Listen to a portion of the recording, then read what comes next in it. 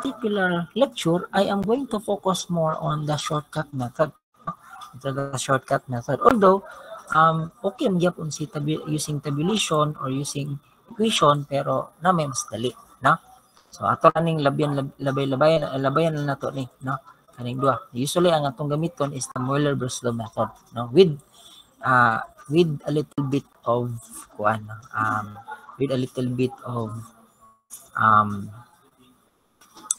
tawag na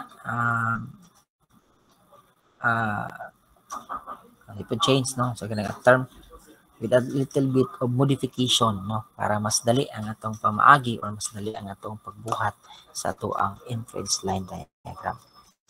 Okay, so the first method is using tabulation, no? So ayan, so using tabulation. So man ni siya. So di ba ang atuang load is moving man. So ang mahitabo is, for example, naatay beam. Let me draw a simple beam here, a simply supported beam. Okay. So ang atong buhaton is we are going to assume that the load is a 1 unit load, no? And then for example, if the beam is 10 meters, ato din i-position ang atoang load depending on your interval. So for example, ang imong interval say x is the position of the load. So for example, mo ni ang first nga position, this should be the 1 unit load. And this would be your x, no? Ayan. So, natin kay interval diha at x is equal to 0, at x is equal to 1, 2, 3, until mabot siya og 10. Okay? So, depende sa mga interval kung maga, no?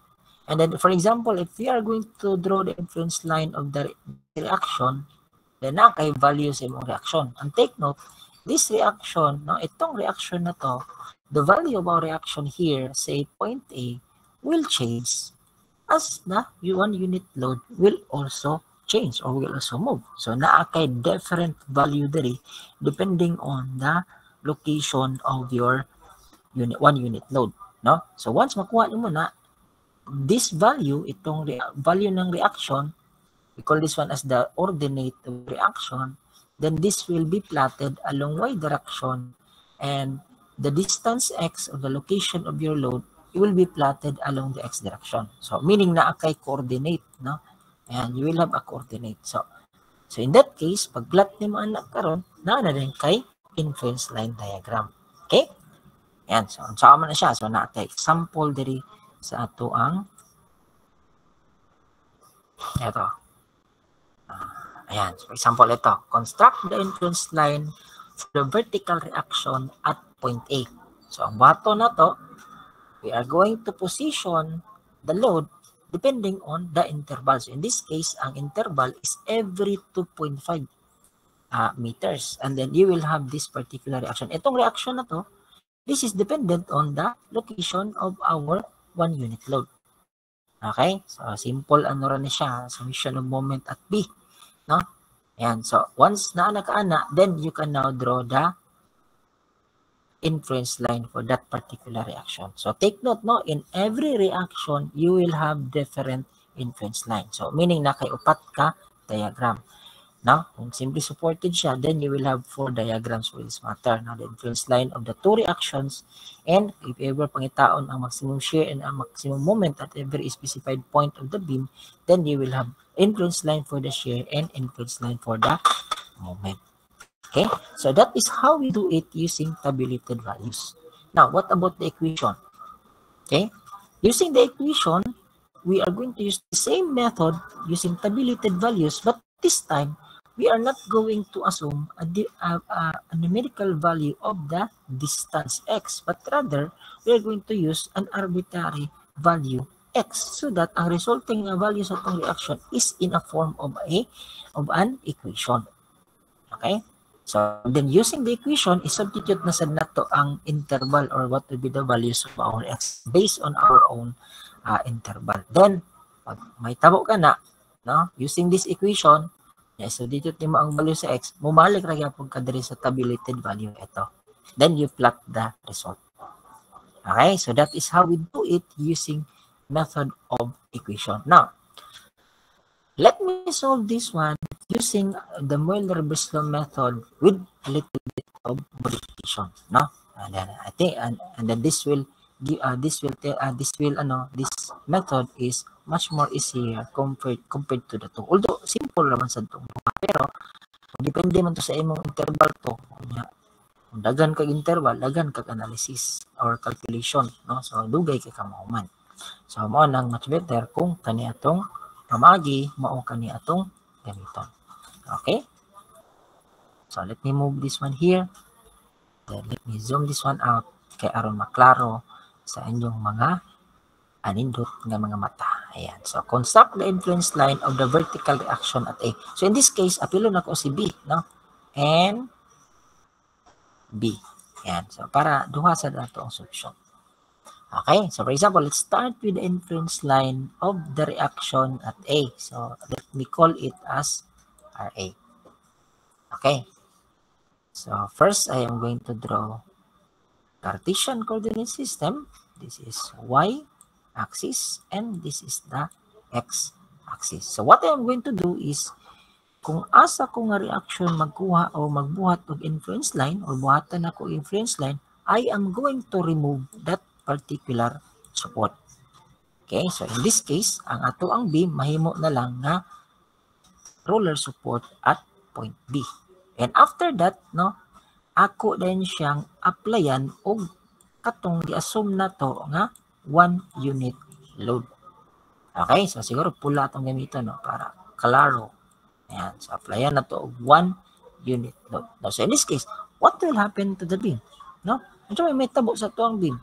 Pag-apply na to sa to ang 1 unit load.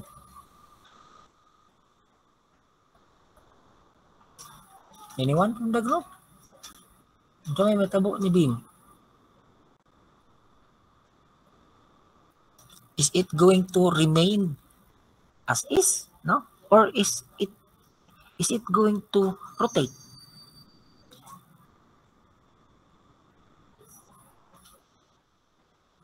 Uy, wa may maningog ani, nangatulog siguro mo. Hello. Gising na, asa man mo, di mo maningog.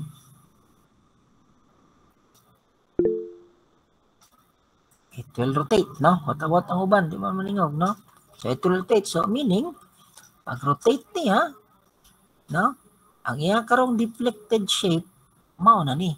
Di ba? So of course dito, zero na diya na ata support kay na may support. Okay? So this is now the influence line of the reaction RA. Okay, with a magnitude, take note, no? If we are going to draw the influence line of the reaction at the support, no, or at that particular reaction, the magnitude or the ordinate, no, of our influence line is always 1.0. Okay, so this is now 0. Ito naman yung endpoint or point B nga 10. So this is now the diagram or the influence line diagram of reaction RA.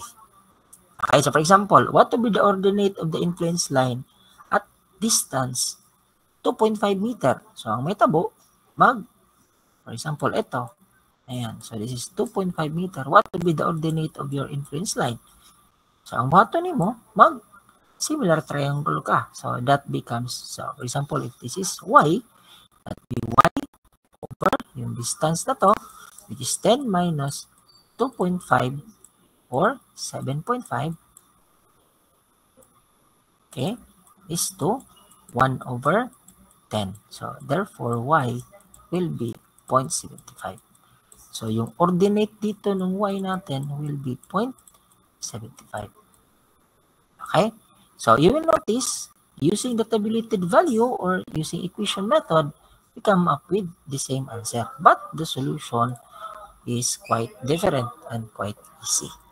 Okay? Now, unsa may gamit dayon anang atong influence line? So for example, if it is subjected to a moving loads with a unit or magnitude of 10 kilonewton, ang buhaton lang nimo, for example, what would be the value of the reaction when this 10 kilonewton here is at a distance of 7 meters or at a distance of 2.5 meter from point A.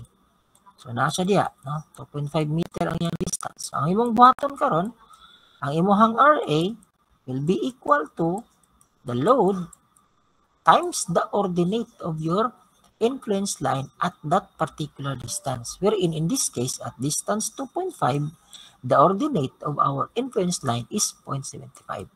So therefore, ang value sa itong reaction will be equal to 7.5 kilonewton. Okay?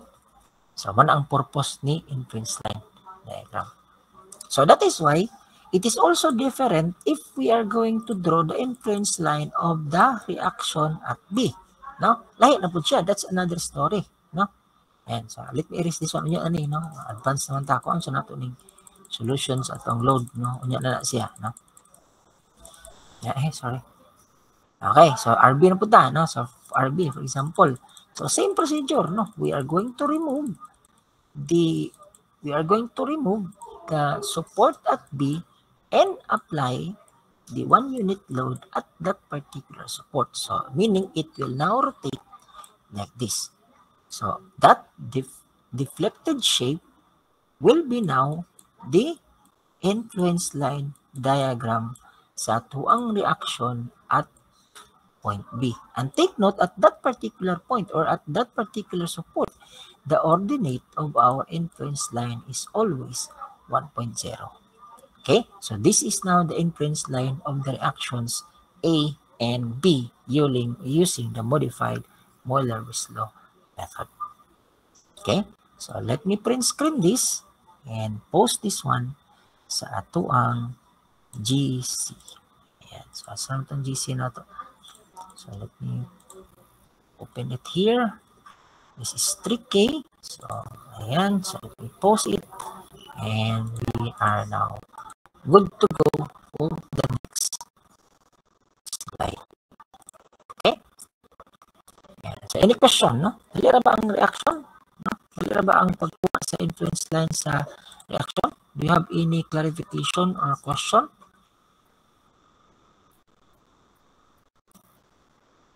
So, may maningog ni. Kalaayo sa gida nga klase ni. Pag ako may iwit-iwit, no? May mo participate. Do you have any question? Wala na. Okay, so ito naman, no, using tabulated value and equation method in determining the shear and moment.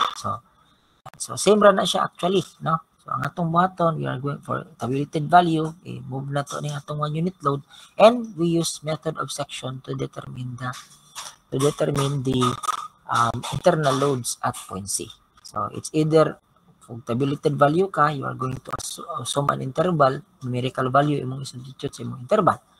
Kung calculation naman or method of equation naman, instead of a numerical value sa imong interval, you're going to use an arbitrary value of x. So to determine the exact or numerical value, you just simply substitute the interval, no, of your x, no? And that is how we do it using the equation method. Now, let me solve this particular equation or this problem using the modified Euler-Wieslow method. Okay, so ako siyang ibutang diri, no? Yan, so continuation ta. Yan, so we are going to, in this case, we are going to draw the shear and moment at point C of the beam, no? Yan, so take note, no? In the influence line diagram, depending on the particular point, no, ang imuhang influence line diagram. So for example, ang makuha nato nga influence or ang ato ang drawing influence line diagram, ani ato ang example karon is only exclusive for the shear at point C. Okay? So for example, kung ato siyang i-change, what will be the shear at distance 3 meters from A? Then that would be another story. That would be another calculation, and that would be another step, no, na imuhang i-calculate, or that would be another diagram. Okay, so take note of that, no?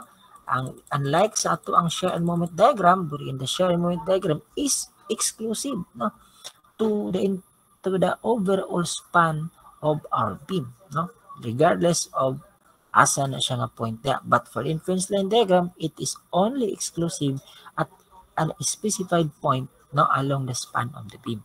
But in this case, that would be point C at the midspan of beam AB. Okay. Yan. So, let's start with the shear at point C.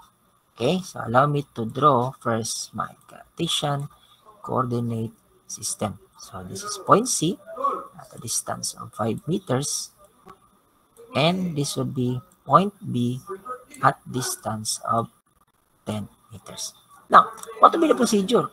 So ang procedure lang is kung asa to ipakuha ang ato ang shear, you cut na that particular point. So in this case, you cut na to ang ato ang beam at point C. Okay? And then, the right will be pushed upward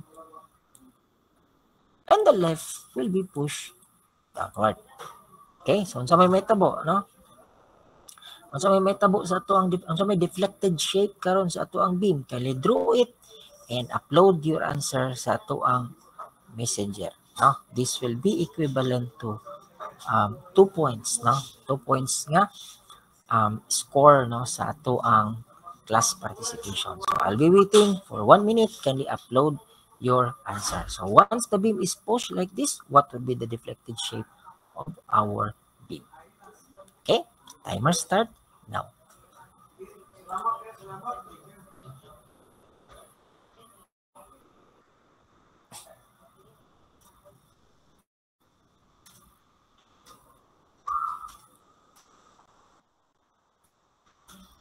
Okay, si kinsa man yung una nag-upload diri?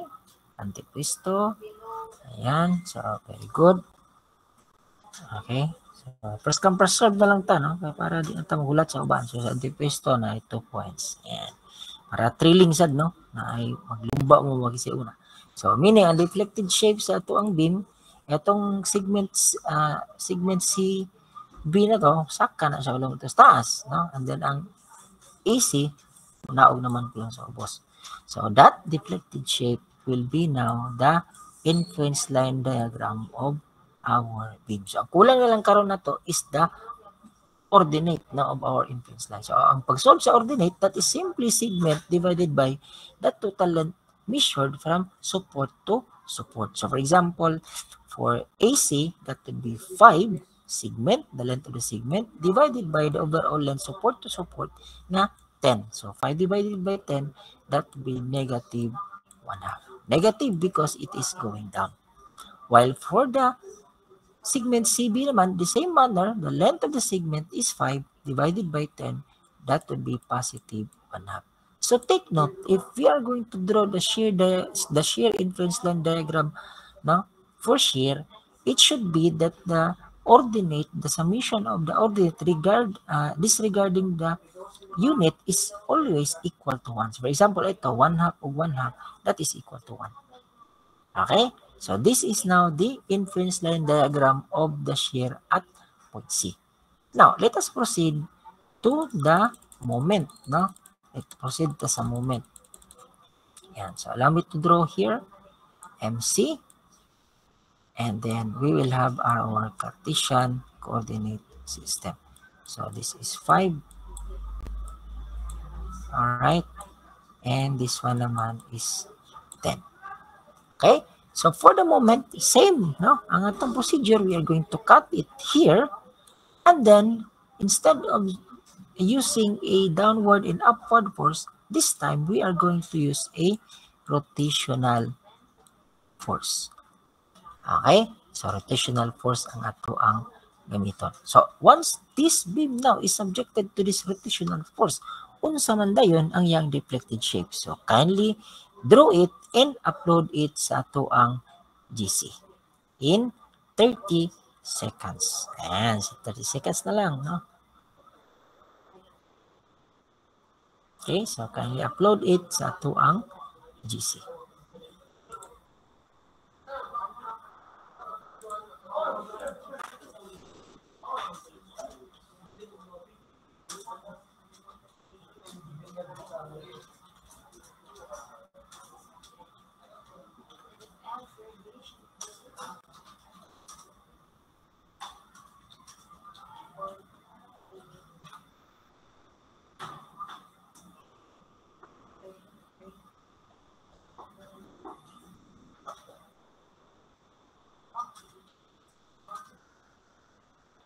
Okay?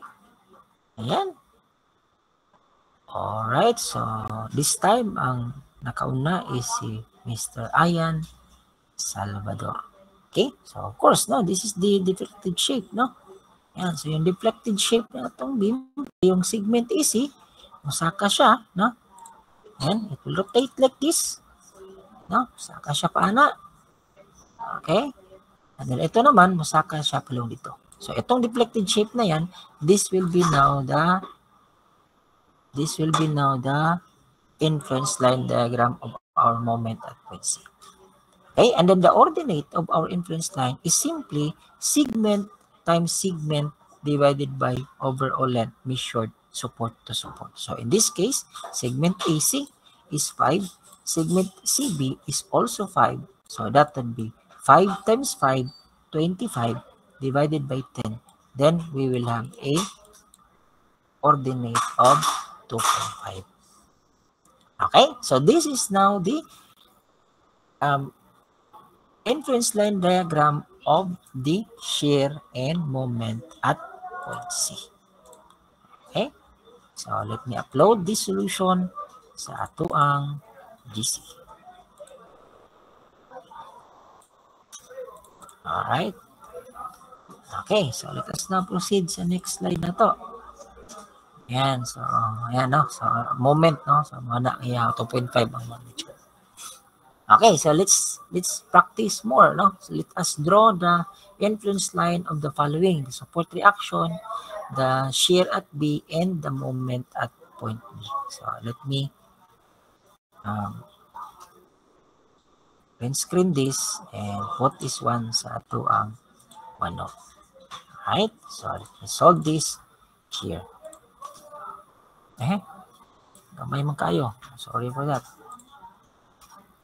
Zoom na to po para madako. Aman to, nawala man. Tura. Okay. Ayan. So, parang muna na siya yung last, no? But I think pwede mo na siya naton. Alright. Okay, so draw the influence line of the reaction and the shear and moment at point B. Ayan, point B.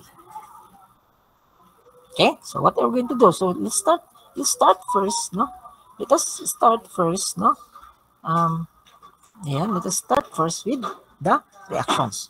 Okay, so ayan, so say we are going to start with reaction at point A. Okay, so reaction at point A. Alright, so here I am going to start by making first my Cartesian coordinate system. So this is my y-axis, and this one naman is the x-axis. Alright, so this is point C. Anyway, I will not, or hindi na ko kailangan si point D, no, for the reaction. So this is point C, yan, at a distance of 8 meter. This is point C, and this will be point D at the distance of 10 meters. Okay, so sa ganitong procedure na to, no, first, no, if reaction ang atong kwaon or buhatan of inference line, the first step is to remove the support at that particular point. Okay, so we are going to remove the we're going to remove the reaction here or the support here, and then we are going to push it going upward. So pag push na to, the segment AB will deflect, musaka siya pataas, and since we still have a support at point C, so ang tendency mo tuya siya niya, no, going to segment CB. Okay, so this deflected shape now will be our inference line diagram. Okay, so dapat kompleto ang atong diagram kung naatay numerical values atong ordinate. So again, so at the support, no, the ordinate is always 1.0. So ito, no, negative yung ordinate dito, yung value dito. What would be the unsa man dayon ang iyang ordinate? So we are going to use similar triangles in that case. Okay, so ang mabili ang may tabo, if this is say y, no, y now over this triangle, now this is 2 meters, 2 is equal to 1 over itong distance na to or itong length na to na 8 meters. Therefore, y is simply 2 over 8. That would be negative 0.25. No? So, negative siya kaya naman siya sa ubos. Alright? So, this is now the inference line of reaction at point C. Now, let us proceed sa reaction na to at or inference line diagram of the reaction at point point C. No? Ayan. So, point C na sa ta. Okay? So, say RC. Okay? So, RC. Ayan. So, let me draw the Cartesian coordinate system first. Okay? Y-axis. And my x-axis. So, this is point C at distance 8 meters. And this will be point D at distance 10 meters. So, again, the procedure is if the inference line is based on the reaction, the first thing that we are going to do is to remove the support and then push our beam with the 1 unit load. So, ang deflected shape niya, masaka ang atong beam like this. Okay? So, that will be now the inference line diagram of our reaction RC. Okay? So, straight na siya, no? Dili na siya hiwi-hiwi. So, ayan. Okay? So, itong point na to, since naaman diri ang ato ang RC, take note at the support, it is always that the ordinate of our inference line is 1.0. So, in this case, so may maximum ordinate na to. So, simply, we are going to use ratio and proportion. So, bigger triangle is the smaller triangle. So, that would be y over 10 for the bigger triangle, and that is equal to 1 over 8 for the smaller triangle. So, y now becomes 2.5 or 1.25. Okay, so 10 divided by 8, that would be 1.25. So, itong ordinate dito, pinakamataas is 1.25. Okay, so print screen this and let us put this one sa ato ang GC.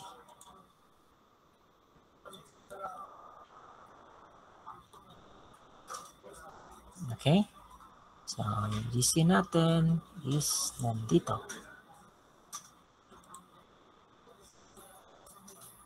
Okay, patanaw man, no? Kaya ato pa mang solbon ang influence line diagram sa shear ug sa moment at point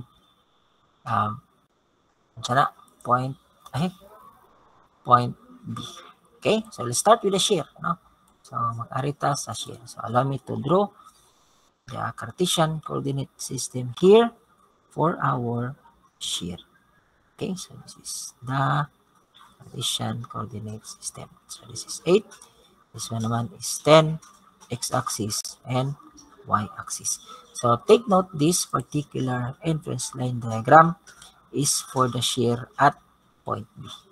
So sa buhaton na to, pag shear, no? Sa buhaton, we are going to cut it, no, at that particular point, no? So ato siyang i-cut at point B. Ayan, so cut it here and then apply a downward and upward force. So cut it here. So at the right segment, we are going to push it upward, and the left segment naman, we are going to push it downward. So ang segment AB will move like that, while segment BC naman will move like this. Of course, matuya siya diya, no? Kaya wala man tayo deflecting shape at the support. So this is now the influence line diagram. Ay, sorry. So mani ang point B, no? Naristo nga, no? Say 4 meters. So, anak na dayon ang iyahang corresponding influence line diagram. Okay? Ayan. So, of course, ang ato ang ordinate, no? That would be segment divided by total length measured support to support. So, 4 divided by yung support to support is 8. So, 4 divided by 8, that would be negative 0.5. The other side naman is 4 divided by 8. That would be 0.5. Then ito, no, if this is 2 meter, this is 4 meter by ratio and proportion, this will be negative 0.25. So this will be now the shear diagram of our at point B. Now what about the moment? No? See, moment, we are going to use the same procedure, but this time, instead of downward and upward force, we are going to use a rotational force. So, ang tendency, no, ang yung deflected shape will be like this. Okay? And so, let me draw it in our Cartesian coordinate system for our inference line of moment at point B. Okay? So, this is 8, this will be 10, x-axis, and this one is the y-axis. Okay, so this is for moment MC. So ang atoang, this is the 4 meters here. So ana dayon iyahang deflected shape. Okay, so yung ordinate dito, no? So di ba ang ordinate pag moment, segment times segment divided by overall length. So that would be 4 times 4 divided by 8. So 16 divided by 8, that would be 2. Okay. So, by ratio and proportion, yung PCAS is negative 1. Alright? So, we can now print screen this. This will be our inference line diagram of the shear and moment at point B.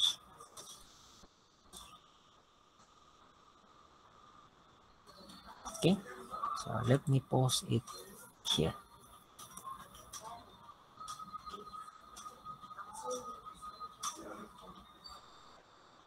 Alright. Okay, any question? Do you have question? Clarification? Okay, may pangutana? Wala na. I hope so, no? Let's have a practice, no?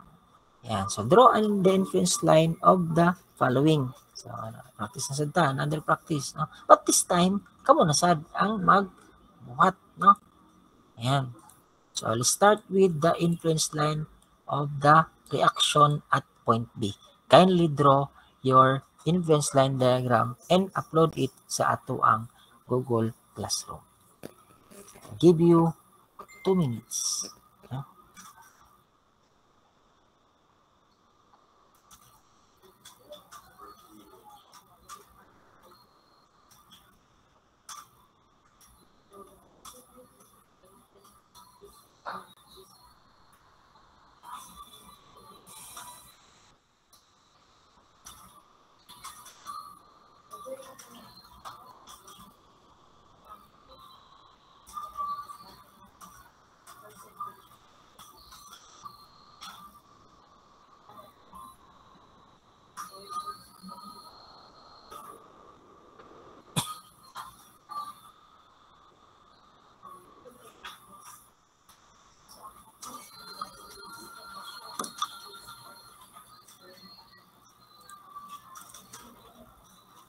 Pag dili kani mo mag-upload og inyuhang diagram, undang na lang tag lecture bahala na mo.